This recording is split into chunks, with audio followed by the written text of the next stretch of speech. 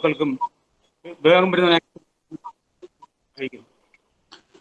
आप सभी का प्रभु यीशु मसीह के नाम से जो बहुत जल्द आने वाला है अभिवादन करते हैं और इस संगति में आपका हम स्वागत करते हैं। ഇന്ന് വായിച്ചു കേൾക്കപ്പെട്ട സങ്കീർത്തനം നമുക്ക് എല്ലാവർക്കും അനുഗ്രഹത്തിനും വിടുതലിനും ഒരു സമർപ്പണത്തിനും കാരണമായി തീരട്ടെ. हमने जो आज भजन पढ़ा है ये हमारे अनुग्रह का, छुटकारे का और समर्पण का एक भजन होने पाए। ദാവീദിന്റെ ജീവിതത്തിലെ അനേക സങ്കീർത്തനങ്ങൾ എഴുതിയിട്ടുണ്ട്. എന്നാൽ ഈ സങ്കീർത്തനം തന്റെ കുറവുകളെ ഏറ്റ് അറിഞ്ഞ് ദൈവസന്നിധിയിൽ പുതിയതായി ഒന്ന് സമർപ്പിച്ച് സകലവും ദൈവസന്നിധിയിൽ സമർപ്പിക്കപ്പെട്ട് പ്രാർത്ഥിക്കുന്ന ഒരു പ്രാർത്ഥനയാണ്. दाऊद ने अपने जीवन में काफी सारे भजनों को लिखा, लेकिन इस भजन में अपनी गलतियों को मानते हुए नए समर्पण के साथ उस जीवन को व्यतीत करने की उसकी ये प्रार्थना इस भजन में हम देख सकते हैं। ദാവീദിന്റെ ജീവിതത്തിൽ അനുതാപത്തിന്റെ സങ്കീർത്തനമുണ്ട്. അത് 51-ാം സങ്കീർത്തനമാണ് അനുതാപ സങ്കീർത്തനത്തിലേക്കും ഏറ്റവും മുൻപന്തിയിൽ നിൽക്കുന്നത്. അതുപോലെ ദൈവസന്നിധിയിൽ തന്റെ വിഷയങ്ങൾ മനസ്സിലാക്കിയ വ്യക്തി ദൈവസന്നിധിയിൽ സമർപ്പിക്കപ്പെട്ടുകൊണ്ടാണ് ഈ സങ്കീർത്തനം എഴുതിയിരിക്കുന്നത്. दाऊद के जीवन में क्षमा की प्रार्थना का भी भजन 51 में हम देख सकते हैं। उसी प्रकार प्रभु के सामने अपने आप को समर्पित करते हुए, अपनी अवस्था को जानकर समर्पित करते हुए लिखे हुए इस भजन के रूप में हम इस भजन को देखते हैं। ഞാൻ വായിക്കുന്നു, ഞാൻ ദയയെയും ന്യായത്തെയും കുറിച്ച് പാടും, യഹോവേ ഞാൻ നിനക്ക് കീർത്തനം പാടും. पहला वचन इस प्रकार कहता, मैं करुणा और न्याय के विषय में गाऊंगा, हे यहोवा मैं तेरा भजन गाऊंगा। ഈ സങ്കീർത്തനത്തിൽ ഞാൻ എല്ലാം എടുത്തു വായിക്കാൻ ആഗ്രഹിക്കുന്നില്ല. 2-3 കാര്യങ്ങൾ മാത്രം ദൈവസന്നിധിയിൽ ഉണർത്തിച്ചുകൊണ്ട് ഇരിക്കാൻ ആഗ്രഹിക്കുന്നു. सारे भजन में से मैं बातें नहीं बताऊंगा, लेकिन कुछ एक वचनों को इस भजन से मैं आपके सामने रखूंगा। രണ്ടാമത്തെ വാക്യം വായിക്കുന്നത്, ഞാൻ നിഷ്കളങ്ക മാർഗത്തിൽ ശ്രദ്ധ വയ്ക്കും, എപ്പോൾ നീ എന്റെ അടുക്കൽ വരും, ഞാൻ എന്റെ വീട്ടിൽ നിഷ്കളങ്ക ഹൃദയത്തോടെ പെരുമാറും. दूसरा वचन इस प्रकार कहता, मैं बुद्धिमानी से खरे मार्ग में चलूंगा, तू मेरे पास कब आएगा, मैं अपने घर में मन की खराई के साथ चलूंगा। ഇതിനകത്ത് പറയപ്പെട്ടിരിക്കുന്ന നിഷ്കളങ്ക ഹൃദയമാണ് മെയിനായിട്ട് ഒരു മനുഷ്യ ജീവിതത്തിൽ ആവശ്യമായിരിക്കുന്ന കളങ്കമില്ലാത്ത ഒരു ഹൃദയത്തിന്റെ ഉടമയായിരിക്കണം. और यहाँ पे हम देख सकते हैं कि मनुष्य को अपने जीवन में निष्कलंक एक हृदय के साथ, खराई वाला एक हृदय के साथ रहना है। ഈ നിഷ്കളങ്ക ഹൃദയം എന്ന് പറയുമ്പം വീണ്ടെടുക്കപ്പെട്ട ദൈവ കുഞ്ഞുങ്ങൾക്ക് പ്രത്യേകിച്ച് അത് ദൈവം കൽപ്പിച്ചിരുന്ന അവസ്ഥയാണിത്. निष्कलंक हृदय जो है, परमेश्वर ने अपने लोगों को जिन्हें अलग किया हुआ है उनके लिए खास कर ये लिखा गया है। കളങ്കം ഹൃദയത്തിൽ വെച്ചുകൊണ്ട് ദൈവത്തിൽ നിന്ന് വരുന്നവനും ശുഭം വരത്തില്ല. जो मन में अपने दोष या फिर कलंक रख के परमेश्वर के सम्मुख आते हैं, उसका कोई फायदा नहीं। കാരണം ഹൃദയത്തിലാണ് സകല ഒരു മനുഷ്യ ശരീരത്തിൽ ഉണ്ടാകുന്ന എല്ലാ നന്മയും തിന്മയും ഉത്ഭവിക്കുന്ന സ്ഥലമാണ് ഹൃദയം. और जो भी अच्छी भली बुरी बातें जो कुछ भी घटती है या होती है, हम सोचते हैं वो हमारा मन है, हमारा हृदय है। ഹൃദയം ശുദ്ധിയില്ലെങ്കിൽ അവന് ഹൃദയ വിചാരങ്ങളിൽ കൂടിയാണ് അവന് ചിന്തകൾ ഉണ്ടാകുന്നത്, അവന് ആ ചിന്തയിൽ കൂടിയാണ് പ്രവൃത്തി ഉണ്ടാകുന്നത്, ആ ചിന്തയിൽ കൂടിയാണ് അവന്റെ നോട്ടം ഉണ്ടാകുന്നത്. ഇതൊക്കെ നമ്മുടെ ഹൃദയത്തിൽ നിന്ന് ഉത്ഭവിക്കുന്ന ആ നന്മകളെ കുറിച്ച് മാത്രമായിരിക്കും പുറത്തോട്ടുള്ള വിഷയങ്ങളെ ആയിരിക്കുന്നത്. जो हमारे हृदय में होता है वही हमारे विचारों को व्यक्त करता है, चाहे वो अच्छी बातें हैं जो हमारे मन में चल रही है उनको व्यक्त करता है, या बुरी बातें, तो जो कुछ हमारे मन में चल रहा है वही हमारे बाहरी जीवन में दिखता है। ഈ സങ്കീർത്തനത്തിലെ 2-ന്റെ അവസാന ഭാഗം 4-ലും 5-ലും ഈ ഹൃദയത്തെ കുറിച്ചാണ് പ്രത്യേകിച്ച് എടുത്ത് പറയുന്നത്. और चौथे और पांचवें वचन में हम देख सकते हैं खासकर इस हृदय के विषय में लिखा गया है। 4-ൽ പറയുന്ന വക്രഹൃദയം എന്നോട് അകന്നിരിക്കും. चौथा वचन इस प्रकार कहता, टेढ़े स्वभाव मुझसे दूर रहेगा। ആ വക്രഹൃദയം അകന്നിരിക്കുന്ന ഒരു വ്യക്തിക്ക് ദുഷ്ടതയിൽ നിന്ന് പിന്മാറിയിരിക്കാൻ സാധ്യതയുള്ളൂ. और जो इसका मन, जिसका हृदय जो है टेढ़े स्वभाव से दूर रहता है, वही परमेश्वर के नजदीक रह सकता है। ഉന്നത ഭാവവും നികളഹൃദയവും 5-ാം വാക്യത്തിൽ പറയുന്നത്, ഉന്നത ഭാവവും നികളഹൃദയവും ഉള്ളവനെ ഞാൻ സഹായിക്കയില്ല. और 5वें वचन के दूसरे भाग में लिखा, जिसकी आंखें चढ़ी हो, जिसका मन घमंडी है, उससे मैं न सहूंगा। നമ്മുടെ ഹൃദയം ശുദ്ധിയുള്ളതാണോ നമ്മുടെ വീട്ടിൽ തന്നെ അത് പ്രകടിപ്പിക്കേണ്ടതാകും. और जब हमारा मन हृदय शुद्ध है, वो हमें अपने घरों में भी उस बात को दिखाना है। നമ്മൾ വീണ്ടെടുക്കപ്പെട്ട ദൈവം പെന്തിക്കോസ്തുകാരെന്ന് അഭിമാനിക്കുന്ന നമ്മളെല്ലാവരും ആണ്ടർതി യോഗത്തിന് എല്ലാവരും സമർപ്പിക്കുന്നുണ്ട്. और जब हम पेंतिकोस्त लोग हम अलग किए गए हैं, इसलिए जब हम उस प्रार्थना सभाओं में अपने आप को दिखाते हैं, കാരണം അവിടെ അന്ന് കാണാത്ത ഒരു ദൈവത്തിനെയാണ് മുമ്പിലാണ് നമ്മൾ സമർപ്പിച്ച് പ്രാർത്ഥിക്കുന്നത്. എല്ലാ വർഷവും പ്രാർത്ഥിക്കുന്നുണ്ട്. और हर वर्ष हम वर्ष के अंत में जिस परमेश्वर को हमने नहीं देखा उसके विषय में हम बताते हैं और उससे प्रार्थना करते हैं। നിസ്സാരം മനുഷ്യരായി നമ്മൾ ഈ ലോകത്ത് ജീവിക്കുമ്പോഴേ നമ്മൾ വ്യക്തികൾ തമ്മിൽ, ഉദാഹരണം ഞാനും പാസ്റ്ററും തമ്മിൽ ഒരു കമ്മിറ്റ്മെന്റ് വെച്ചു. ഞാൻ പാസ്റ്ററോട്, പാസ്റ്റർ ഞാൻ ഇന്നതുപോലെ തീരുമാനിക്കാം, ഇന്നതുപോലെ ചെയ്യാമെന്ന് പാസ്റ്ററോട് ഞാൻ ഒരു സമർപ്പണം വെച്ചു തമ്മിൽ और इस संसार में रहते हुए मान लीजिए यदि मैं और पासवान है, मैंने पासवान के साथ अपना एक कमिटमेंट रखा है कि हम इस प्रकार से अपना एक जीवन व्यतीत करेंगे। നമ്മൾ മനുഷ്യരായിട്ടിരിക്കുമ്പം ആ പാസ്റ്റർ നമ്മൾ ഫേസ് ടു ഫേസ് കാണുമ്പോഴെങ്കിലും നമ്മൾ ആ സമർപ്പിച്ച വിഷയത്തെക്കുറിച്ച് ഒന്ന് ഓർക്കാൻ സാധ്യതയുണ്ട്. और जो जब हम आमने सामने एक दूसरे को देखते हैं तब हमने जो विषय उनसे कहा है, कमिटमेंट रखा है, वो एक बार हम याद करते हैं। എന്നാൽ കാണാത്ത ദൈവത്തെ, നമ്മുടെ ഹൃദയത്തിൽ സമർപ്പിക്കപ്പെട്ട ദൈവത്തെ നമ്മൾ എത്രത്തോളം കളിപ്പിച്ച ഞാനടക്കം നമ്മൾ എല്ലാവരും ലോകത്തെ അനുദിനം ജീവിച്ചുകൊണ്ടിരിക്കുന്നു. और जिस परमेश्वर को हमने नहीं देखा, जरा सोच के देखिए हम उस परमेश्वर से कितना खिलवाड़ करते हुए इस संसार में जीते हैं। കാരണം നമ്മൾ സമർപ്പിക്കുന്നു പറയാതെ നമ്മുടെ ജീവിതത്തിലെ ഒരു പ്രവൃത്തിയിലും അത് ഭാഗമല്ലാത്ത രീതിയിലാണ് നമ്മൾ ഈ ലോകത്തിൽ ജീവിച്ചുകൊണ്ടിരിക്കുന്നത്. क्योंकि हम कहते हैं कि मैं समर्पित करता हूँ, लेकिन हमारे जीवन में वो समर्पण के बिना हम इस संसार में जी रहे हैं। ഒരു ഭവനത്തിൽ തന്നെ ഭാര്യ ഭർത്താവിനോട് സമർപ്പണമുണ്ടോ, അല്ല കുഞ്ഞുങ്ങളോട് സമർപ്പണമുണ്ടോ, കുഞ്ഞുങ്ങൾ അമ്മയപ്പന്മാരോട് സമർപ്പണമുണ്ടോ, ആ വ്യക്തികൾ തമ്മിലുള്ള ആ അന്തരീക്ഷമാണ് നമ്മൾ ലോകത്തിൽ കാണിച്ചുകൊണ്ടിരിക്കുന്നത്. और इस संसार में रहते हुए क्या पति पत्नी आपस में समर्पण है, बच्चों का माता पिता के प्रति या माता पिता का बच्चों के प्रति समर्पण है, वही बातें हम इस संसार में दिखाते हैं। അതിന്റെ മെയിൻ ഉദ്ദേശത്തെ ഉള്ളൂ, കളങ്കമില്ലാത്ത ഹൃദയം ഒരു വ്യക്തിക്ക് ഉണ്ടെങ്കിൽ അവിടെ ദൈവം വസിക്കും. और इसका मुख्य उद्देश्य यही है, यदि उनका निष्कलंक हृदय है तो वो परमेश्वर की उस पद्धति को वहां पे दिखाएंगे। ആ വ്യക്തിയിൽ കൂടെ മാത്രമേ സംസാരത്തിൽ കൂടി മാന്യത ഉണ്ടാകത്തുള്ളൂ, പ്രവൃത്തിയിൽ കൂടി മാന്യത ഉണ്ടാകത്തുള്ളൂ, നോട്ടത്തിൽ കൂടി മാന്യത ഉണ്ടാകത്തുള്ളൂ. ആ സമർപ്പണം എപ്പോഴും ഓർത്തിരിക്കുന്ന ഒരു വ്യക്തിയെ ദൈവപുത്രൻ വിളിക്കപ്പെടുവാൻ അർഹതയുള്ളൂ. के जीवन के द्वारा उसकी बातों में, उसके कार्यशैली में, उसके देखने के नजरिए में समर्पण को देखते हैं और उसी व्यक्ति को परमेश्वर का जन कहलाने का हक है। ദൈവവചനം നല്ലതാ, എപ്പോഴും വായിച്ചു വിടാം. ഞാൻ നിഷ്കളങ്ക മാർഗത്തിൽ നടക്കുന്ന നല്ലവനായി ഇതൊക്കെ പറഞ്ഞു വിടാം. കാണാത്ത ദൈവം ഒരു നാൾ നമ്മുടെ മുഖാമുഖം നിൽക്കുമ്പോൾ നമ്മൾ ഇതിനൊക്കെ ഉത്തരം പറയേണ്ടവരാണ്. जिस परमेश्वर को हमने नहीं देखा, हमें बोलना अच्छा लगता है कि मैं निष्कलंकता के साथ जीऊंगा, मैं बिना पाप के साथ जीऊंगा, लेकिन जब हम परमेश्वर को देखेंगे तब ये सारी बातें हमें याद रखनी है। ഈ നിഷ്കളങ്ക ഹൃദയത്തിന് ഇതിനെ കുറിച്ച് ബൈബിളിൽ അനേക വാക്യങ്ങൾ നമുക്ക് വായിക്കാൻ സാധിക്കും. ഇരമ്യാ പ്രവാചകന്റെ പുസ്തകത്തിൽ 17:9 ഒന്ന് വായിച്ച് സഹായിക്കും. യഹോവയായ ഞാൻ ഹൃദയത്തെ ശോധന ചെയ്ത് അന്തരങ്ങളെ പരീക്ഷിച്ച് ഓരോരുത്തന് അവനവന്റെ നടപ്പിനും പ്രവൃത്തിയുടെ ഫലത്തിനും തക്കവണ്ണം കൊടുക്കുന്നു. ഹിന്ദിയിൽ ആരെങ്കിലും വായിക്കുന്നു? ഹൃദയം എല്ലാറ്റിനേക്കാളും കപടവും വിഷമവും ഉള്ളത്, അത് ആരാഞ്ഞറിയുന്നവൻ ആർ? 17 9-10 यिर्मयाह 17 उसका 9 और 10। मन तो सब वस्तुओं से अधिक धोखा देने वाला होता है, उसमें असाध्य रोग लगा है, उसका भेद कौन समझ सकता है। मैं यहोवा मन को खोजता और हृदय को जांचता हूँ, ताकि प्रत्येक जन जो उसकी चाल चलन के अनुसार अर्थात उसके कामों का फल दूं। ദൈവവചനം സ്പഷ്ടമായിട്ട് നമുക്ക് മനസ്സിലാക്കി തരുന്നുണ്ട്. കപട ഹൃദയം ഉള്ളവനെ ദൈവം ശരാശരി അവനെ നോക്കി അവന് തക്ക പ്രതിഫലം കൊടുക്കുന്ന ദൈവമാണ് നമ്മുടെ ദൈവം. और इसमें हम साफ साफ देख सकते हैं, जिनका मन परमेश्वर को खोजता है या जांचता है, उसको परमेश्वर उसका फल देता है। ദൈവസന്നിധി നമുക്ക് ഒന്നിനും മാറിയിരിക്കാൻ ഒക്കത്തില്ല, ഇതിനൊക്കെ നമ്മൾ കടം വീട്ടിയേ ഒക്കത്തുള്ളൂ. और हम परमेश्वर से इन सब बातों से बच नहीं सकते, उसको इसका हमें मोल चुकाना है या वापस देना है। ഈ നോട്ടം ഇങ്ങനെ കളങ്കമില്ലാത്ത ഹൃദയത്തിന്റെ വ്യക്തിക്ക് മാത്രമേ അടുത്ത വാക്യത്തിൽ വായിക്കുന്നത്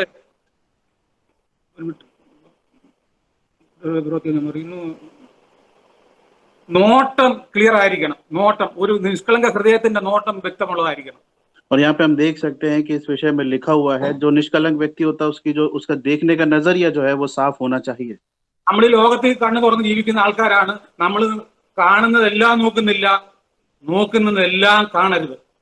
संसार में हम अपनी आंखों को खोल के जीते हैं, जो हमें देख सकते हैं हम देखते नहीं, और जो सारी बातें दिखती है वो हमें देखना भी नहीं നമ്മൾ चाहिए। ഈ ലോകത്തിൽ ഇന്നത്തെ മോഡേൺ ജനറേഷനിൽ നമുക്ക് എപ്പോഴും നോക്കിയിരിക്കാൻ നമ്മുടെ കയ്യിൽ ഇപ്പൊ നമ്മുടെ ആരാധനത്തിൽ തന്നെ മുന്നേറിയിരിക്കുന്ന സാധനമാണ് ഈ നോട്ടത്തിന് നമ്മളെ വ്യതിചലിപ്പിക്കുന്ന വിഷയം.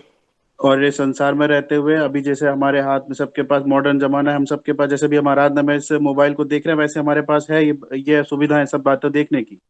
ഈ മൊബൈൽ നമുക്ക് നല്ലത് തന്നെയാണ്, പക്ഷേ അത് നോട്ടം തെറ്റിച്ച് ആ നോക്കേണ്ടത് മാത്രമേ നോക്കാവൂ, കാണുന്നതെല്ലാം നമ്മൾ ലോകത്ത് നോക്കരുത്.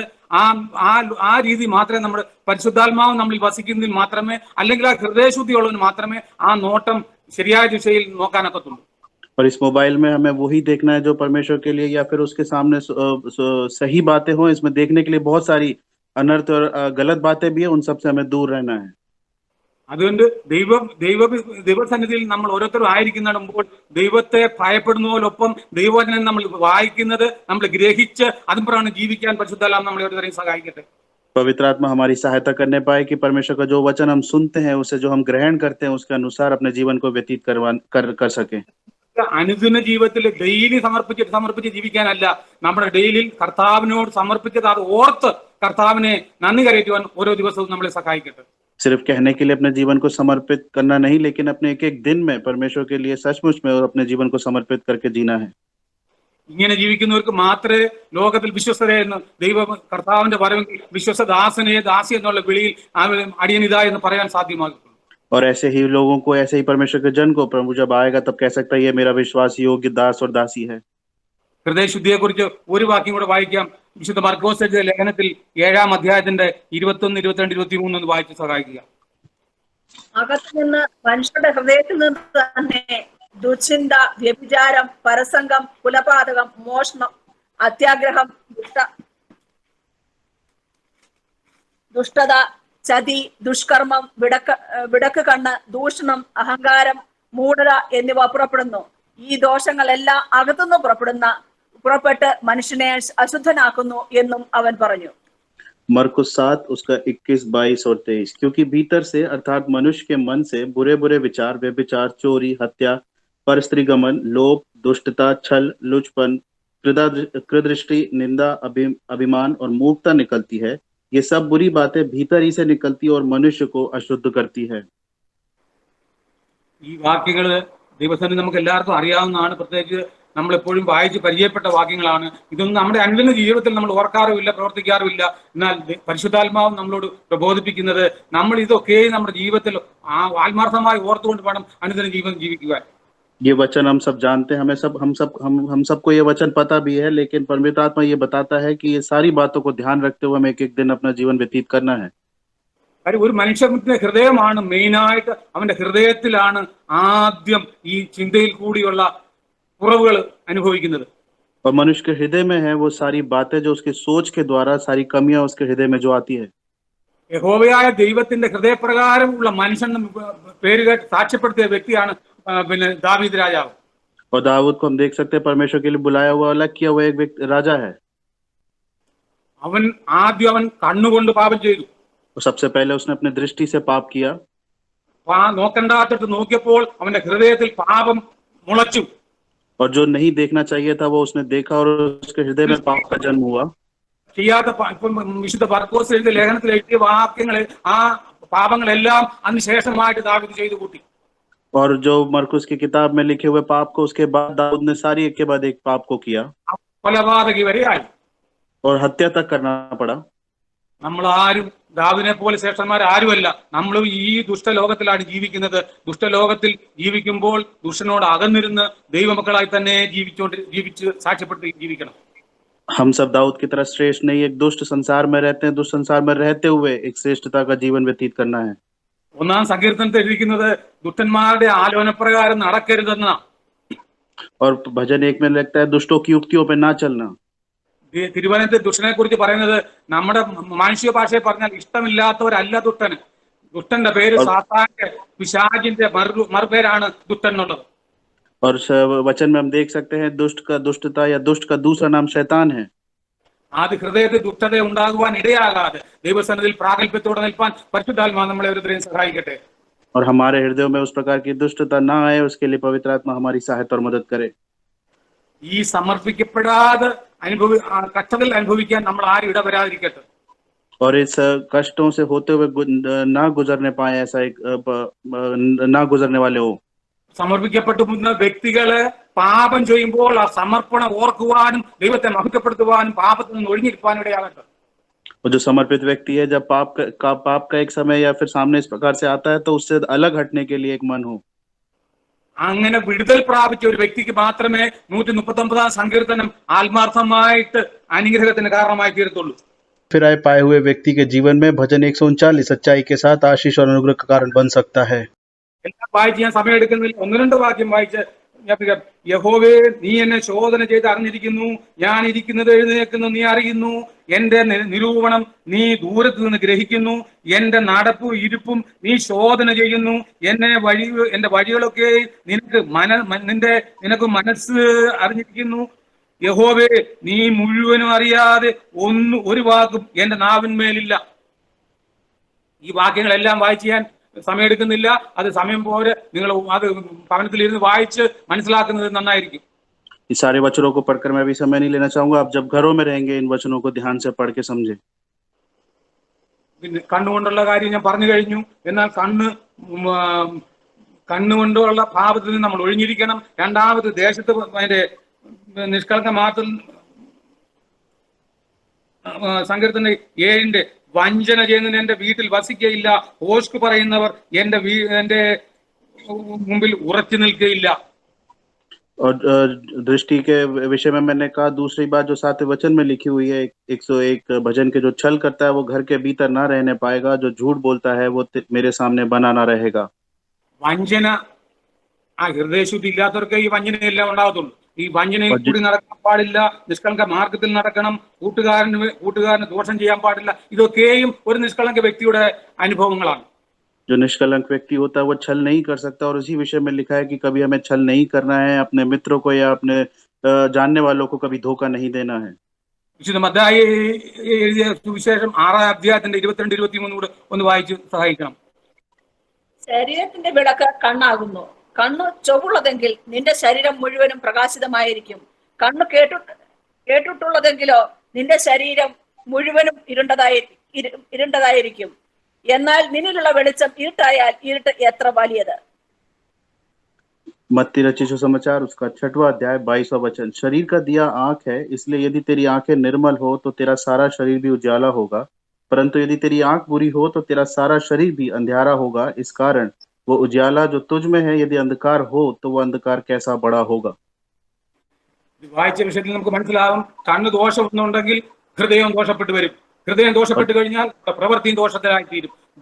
പ്രവൃത്തി ദോഷമായി കഴിഞ്ഞാൽ നമ്മൾ ദുഷ്ടനെ അടിമയായി തീരുകയാണ്. और हाँ, यहाँ पे हम देख सकते हैं यदि आंखों में दोष है तो फिर हमारे हृदय में भी दोष आता है। यदि हमारे हृदयों में दोष आता है या फिर पाप आता है तो हम शरीर द्वारा भी पाप करते हैं। ഇതുകൊണ്ട് ദൈവസന്നിധിയിൽ വിളിക്കുന്ന വിശുദ്ധ മത്തായിയുടെ സുവിശേഷം വായിച്ച പ്രകാരം ഇരുട്ടുള്ള കണ്ണായി നമ്മൾ തീരല്. കണ്ണ് നമ്മുടെ ശരീരത്തിന് മൊത്തമായിട്ടുള്ള വെളിച്ചത്തിന് കാരണമായി തീരണം. और जिस प्रकार मत्ती में लिखा है हमारा जो आंख है वो अंधेरा का कारण ना हो, लेकिन पूरे शरीर के लिए वो एक दिए के रूप में काम करने पाए।